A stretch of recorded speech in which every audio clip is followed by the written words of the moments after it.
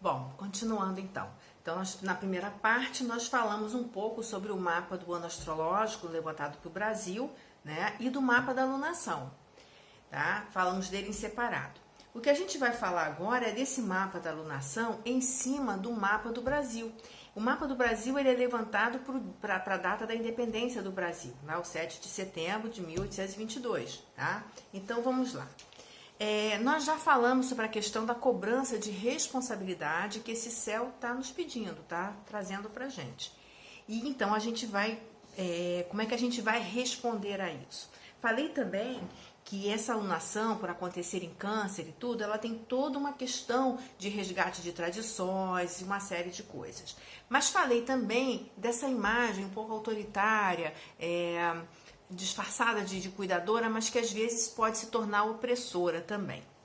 Tá? Na casa 1, né, do mapa astrológico levantado para a entrada de Marte, do Sol em Áries.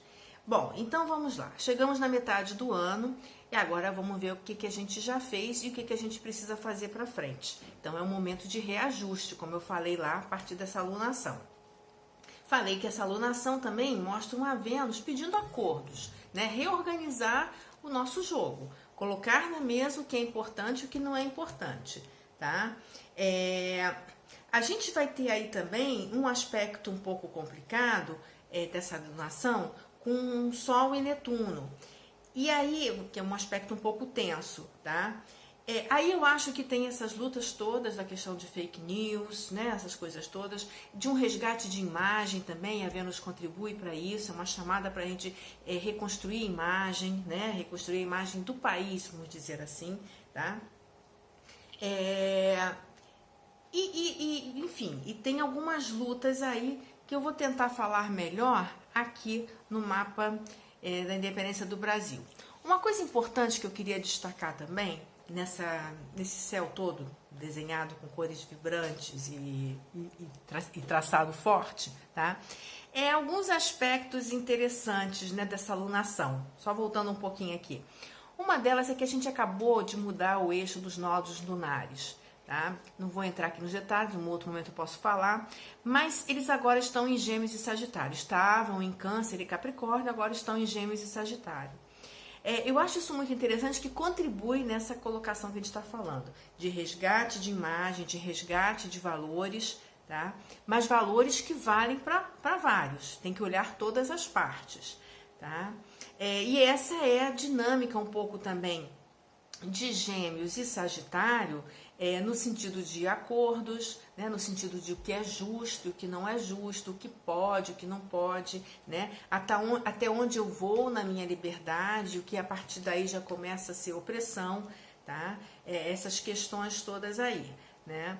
Uma outra coisa que eu já tinha começado a falar aqui é justamente dessa quadratura com Marte, né, e Netuno em Peixes. Então, essas mentiradas todas começam a aparecer. Não se esqueçam que Plutão e Saturno lá ainda estão, principalmente aqui no caso é Plutão com Júpiter, estão lá revolvendo essas estruturas todas. E independente de dizer, aí vamos falar em termos da política brasileira, né?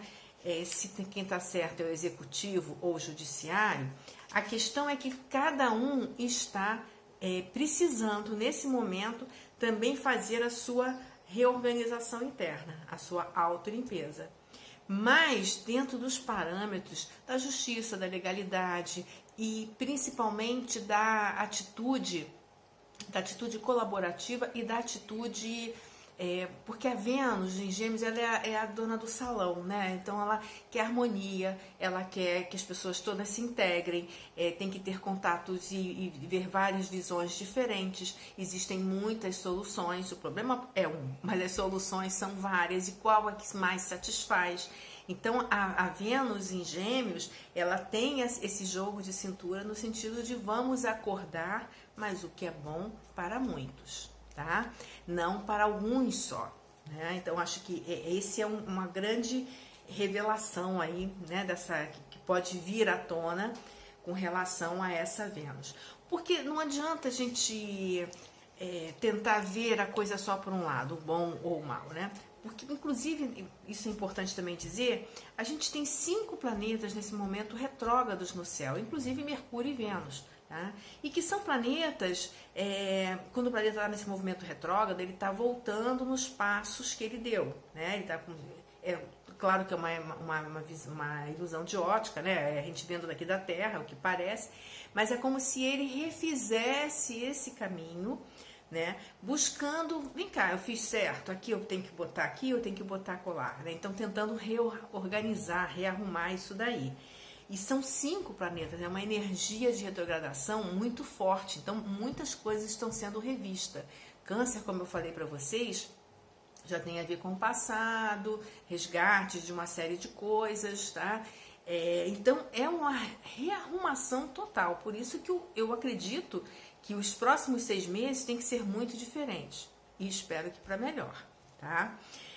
Dentro do mapa do Brasil, a gente tem algumas situações, né, quando a gente coloca o mapa da alunação no mapa do Brasil, algumas situações um pouco complicadas. Primeiro que aquela, né, Plutão e Júpiter em Capricórnio vão cair dentro da casa 12 do Brasil. Coisas urdidas, né, coisas não reveladas, né? Mas não vamos falar dessa parte por enquanto, porque isso aqui dá uma novela inteira, né?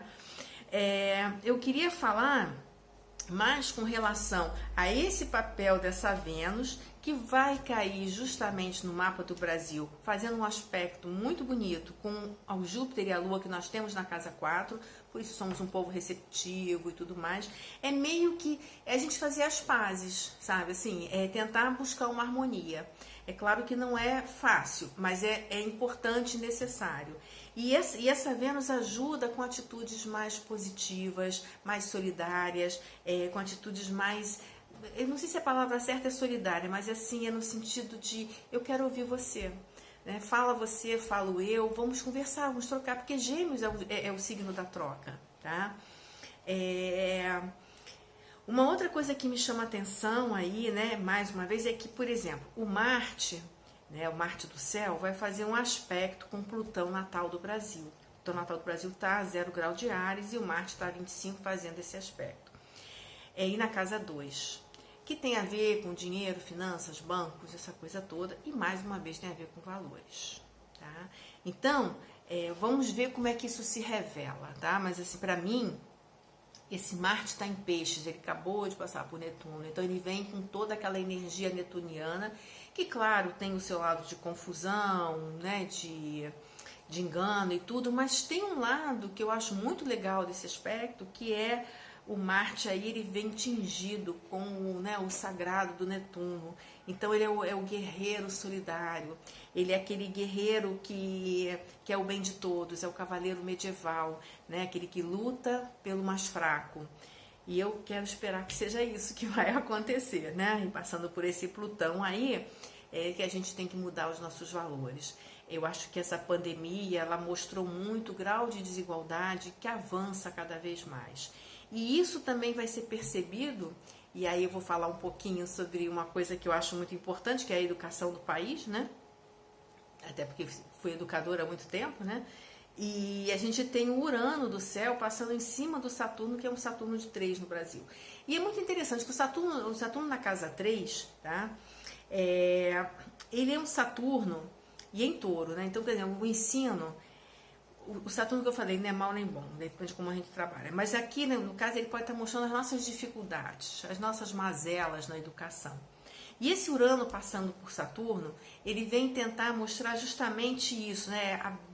Jogar na cara da gente mesmo, acho que esse é o termo, o quanto as nossas estruturas, né, elas são complicadas. Então, quanto as nossas estruturas são complicadas, são defasadas, são antigas, precisam ser reestruturadas. E eu acho que uma questão, e que já está acontecendo, porque o mapa do eclipse, né, e da alunação, né, principalmente do eclipse nesse caso aqui, ele é um mapa que ele começa já a mostrar o ar da sua graça, né, umas 2 semanas antes, alguns astrólogos colocam até um mês antes. Mas isso que vai ser trabalhado aqui vai estar acontecendo, né, até dezembro, mais ou menos, quando acontece o próximo eclipse. Certo? Então, acho que é uma coisa assim de... E o ascendente também vai estar aí, né? O ascendente da alunação vai estar aí também na casa 3. A gente precisa trabalhar mais essa educação.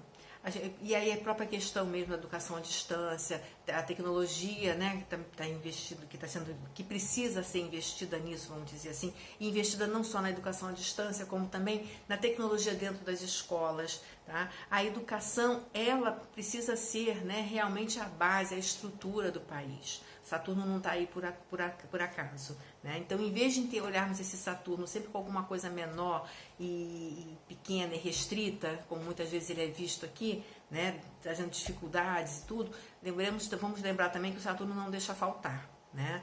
Então, eu acho que esse Urano passando aí, vamos reformular essas bases aí, tá?